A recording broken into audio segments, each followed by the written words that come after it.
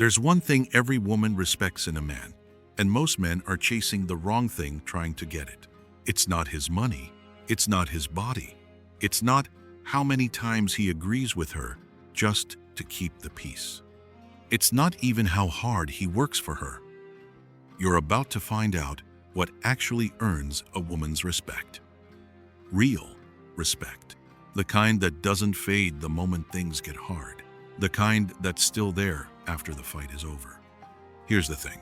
Most men think you win her respect with money or muscle or by never disagreeing with her, ever, about anything. That's not it. It never was. Society sold you that story for years. It lied to you every single time. I remember standing in my own living room once, arguing about money we didn't have. I raised my voice. She didn't argue back. She just looked at me, and something behind her eyes changed. I didn't understand it that night, but I'll tell you exactly what it was before this video is over. In this video, we're covering 5 things that make a woman respect a man, not because he's trying to impress her, but because of who he already is when nobody's watching. 5 things that build real purpose, the kind that turns into legacy. Men who understand this leave something behind. Men who don't just leave excuses. Every man watching this should want to be the kind of man his own wife brags about, not the kind she has to defend. And the last one on this list is the one most men get completely backwards. Stay till the end.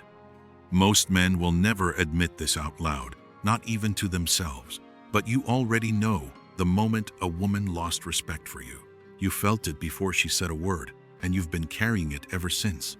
This isn't going to be soft. It isn't going to be politically correct. Keep watching. No sugarcoating, no apologies. Let's get started. Number 1. He doesn't apologize for what he is. Watch how a man handles being questioned. That's the real tell, not how confident he sounds when everyone already agrees with him. Anyone can hold their ground when nobody's pushing back. Most men fold the second a woman's voice gets sharp. They walk back the opinion they had 30 seconds ago. They soften a decision they already made. They think that keeps the peace. It doesn't. It tells her something worse than being wrong ever could. It tells her that what he says depends on how she reacts to it. Think about a courtroom for a second. A witness gets cross-examined. The lawyer pushes and pushes again, looking for the crack. If that witness changes his story every time the pressure goes up, the jury stops believing anything he says, even the parts that were true. But a man who holds his statement steady, calm, unshaken, gets believed instead. Not because he's louder, because he doesn't move. That exact same thing plays out at your kitchen table. The moment you cave just to end the tension, she doesn't feel relief. She feels the ground shift under her feet. And nobody, man or woman, respects ground that keeps moving. Do this enough times, and something else happens too. You stop trusting your own read on things. Soft men aren't born soft. They get trained into it, one small cave at a time, one uncomfortable moment avoided instead of faced. Self-mastery starts exactly here, in the small disagreements nobody's filming. This doesn't mean digging in on everything out of pride. A man who argues just to win isn't strong either. He's just loud. It means when you actually believe something, you say it once, you say it calm, and you let it sit. Even if her voice gets louder before it gets quieter. Something as simple as, "I hear you, and I still believe what I said," can change how she experiences you completely. A man who bends every time the wind blows isn't gentle. He's unstable. And nobody ever felt safe standing next to something unstable. Number 2. He stopped performing for people who don't matter. Here's what most men get backwards. They think a woman respects effort. She doesn't respect effort by itself. She respects effort spent on the right things, and she can tell, almost instantly, when a man is performing for an audience instead of actually living his life. Picture a salesman working a room full of strangers. He's chasing every single person in it, laughing too hard at every joke, following people around trying to close one more deal before the night ends. Everyone in that room can smell it on him. Nobody trusts a man like that, and nobody buys from him either. Now picture the man standing quietly in the corner, the one who isn't chasing anyone at all. People walk toward him instead. He didn't perform for a single second. He didn't have to. That's the real difference between a man who needs the room and a man the room needs. There's a cost to performing too, and it isn't just embarrassment. Every hour spent managing what people think of you is an hour you didn't spend building anything real. A business, a marriage, a purpose bigger than your own image. Masculinity was never supposed to be a performance for an audience. It was supposed to be a quiet weight a man carries, whether anyone's watching or not. If you're still checking whether people are impressed by your job, your body, or your car, you're still performing. Even if nobody's paying you to, stop. Build the life you actually want, quietly, without an audience, and let people notice or not. Ask yourself one question before you post it, say it, or buy it. Would I still do this if no one ever found out? Your wife will notice long before the internet does. A high-value man was never the loudest one in the room. He was just the only one who didn't need it to be about him. Number 3. He controls the fire instead of hiding it or letting it loose. You've probably heard the argument by now that a man's drive, his temper, his hunger to win makes him dangerous. That the safest man is the calmest one, the one who never raises his voice, never wants anything too badly. That's backwards. A man with no fire in him isn't safe. He's just empty. What actually makes a man dangerous, in the good sense of that word, is fire with a container around it. This matters more than almost anything else on this list, because it's the one thing you can't fake for long, the one that decides whether everything else you just heard actually holds up under real pressure, not just in front of a camera. You can fake confidence for an hour. You can fake calm for a weekend, but sooner or later, something will push on you hard enough that whatever's actually inside comes out. And she'll see exactly what you're made of in that one unscripted moment. I told you earlier I'd explain what my wife already knew that night in our living room. She wasn't watching whether I was angry. She already knew that. Anyone in the room could see it. She was watching to see what I'd do with it next, whether the fire was going to run me or whether I was going to run the fire. That's the real question underneath every hard conversation you'll ever have with a woman, and most men never even ask it. Most of the time, she's going to feel her way through it first and reason her way through it second. Most of the time, you're wired the other way around. Reason first, feel it later, if you let yourself feel it at all. Neither way is wrong. But drag the whole conversation onto pure logic, and she'll feel unheard. Like a problem waiting to be solved instead of a person waiting to be understood. Let it collapse into pure emotion instead, and nothing actually gets fixed, ever. Here's what I've learned to do instead, and it took me years to earn it. Never argue just to win. Never cave just to end it either. Slow the whole thing down and drag it toward a place where the facts can be said and the feelings can be felt, both at once, without either one running the show. That's not compromise. That's leadership. In real terms, that might sound like, "You're right that I hurt you, and I still think the budget has to change." Let's figure out both at once, instead of picking one. That's not scripted weakness.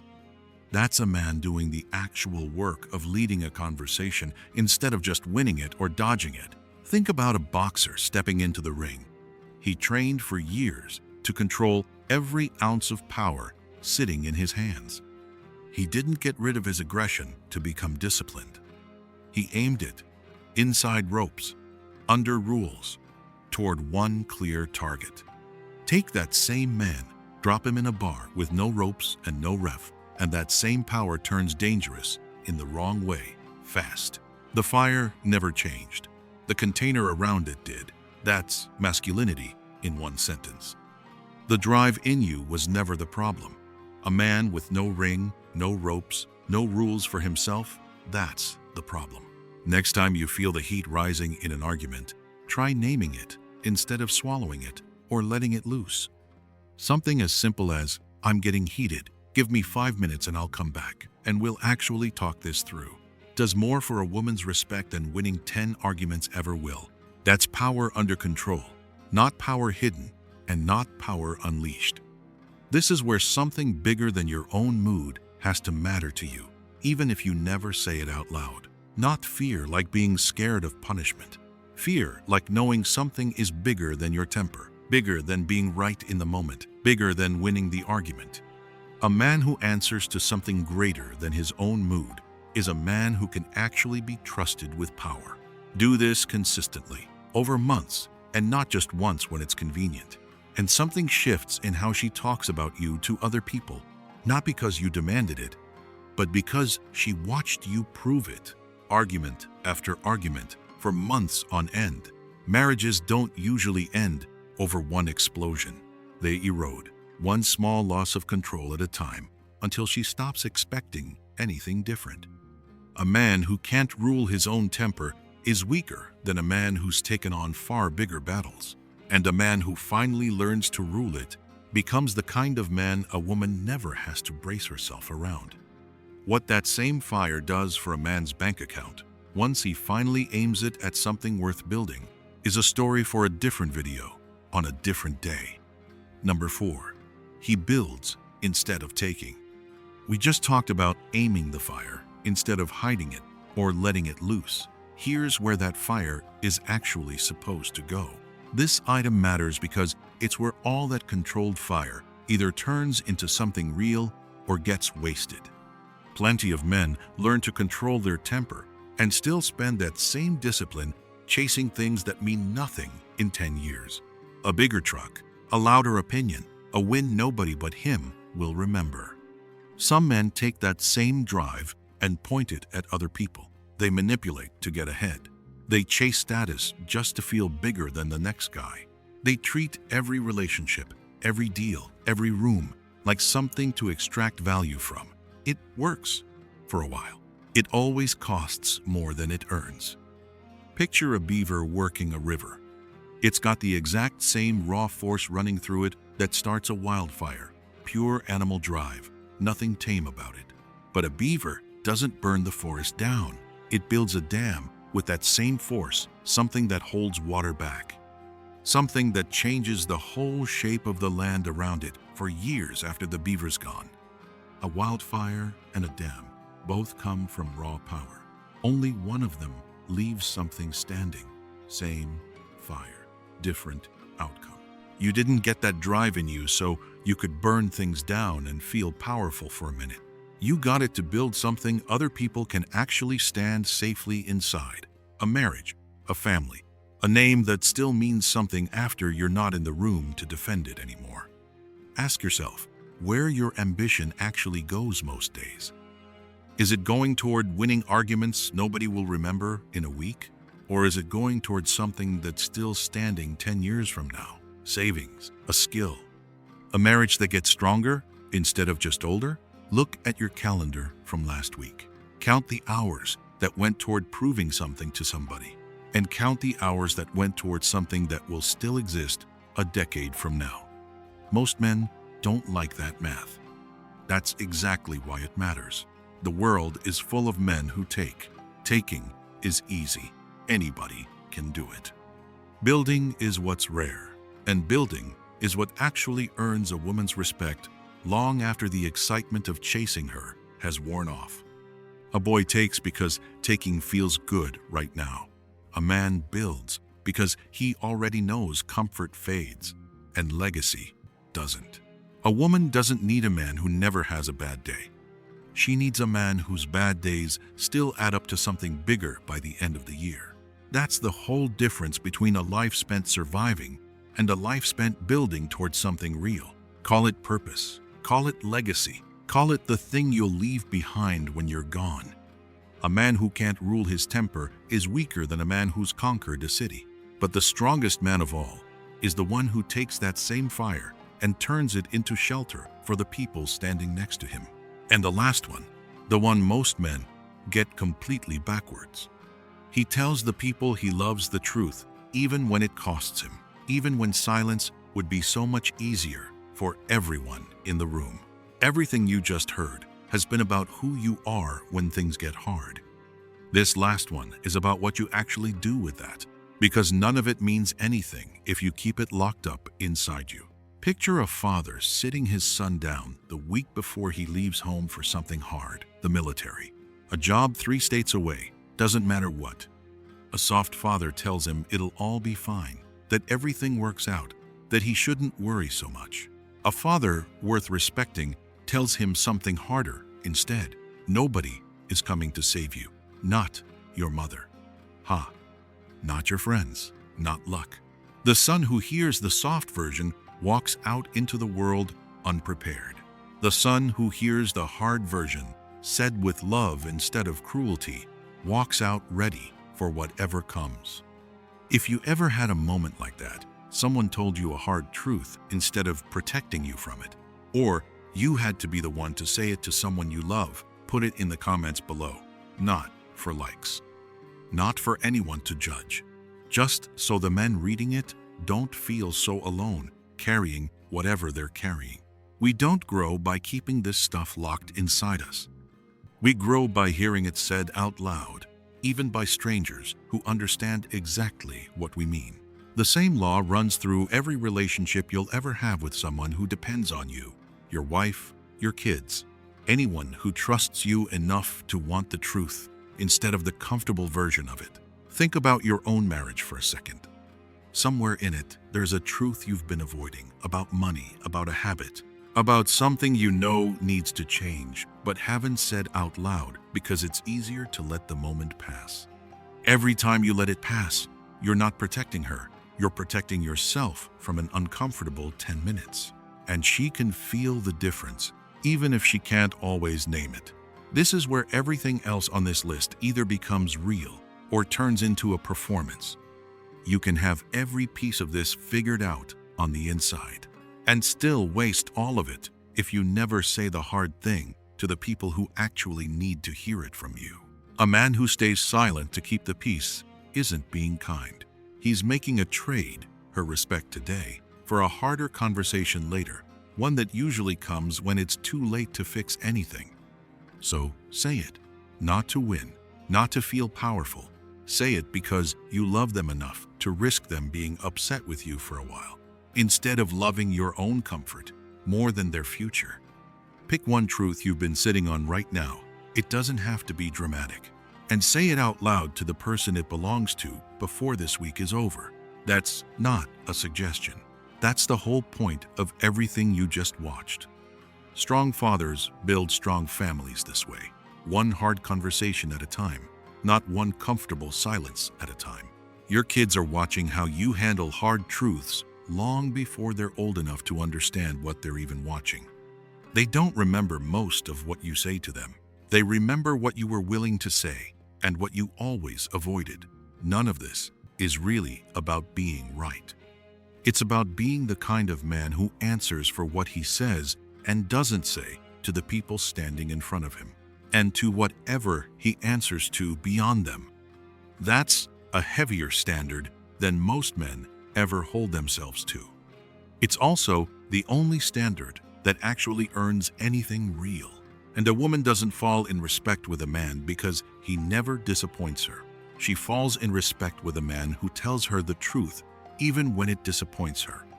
Because that's the only kind of man whose word actually means something. Real men leave legacies. Everything else on this list is just how you become the kind of man who has one worth leaving.